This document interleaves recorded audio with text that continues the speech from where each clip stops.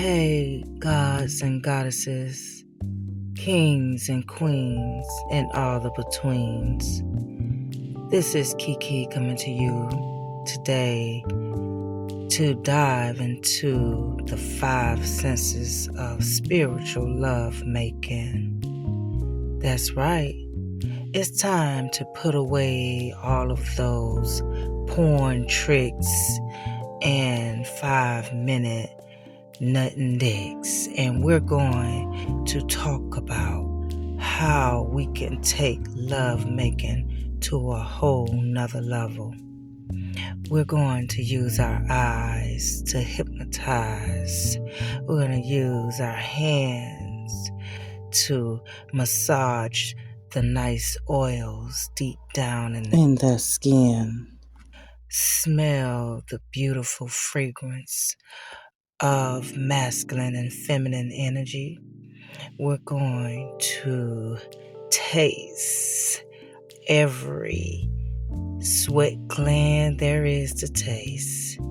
But after all, the goal is to dive into that portal and reach the motherland. Let's dive into the motherland of creation. You see, we have been told or programmed to believe that it's always that one quick, fun gratification that comes with love making. But it's a ritual, powerful ritual that helps us connect on an energetic, tantric level.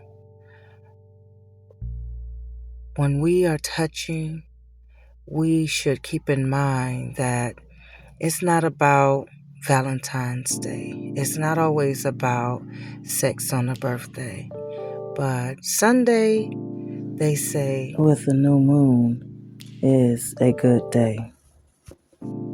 So keep in mind, love is a part of the divine.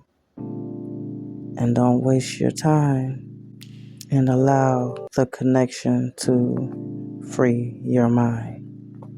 Until next time, peace out.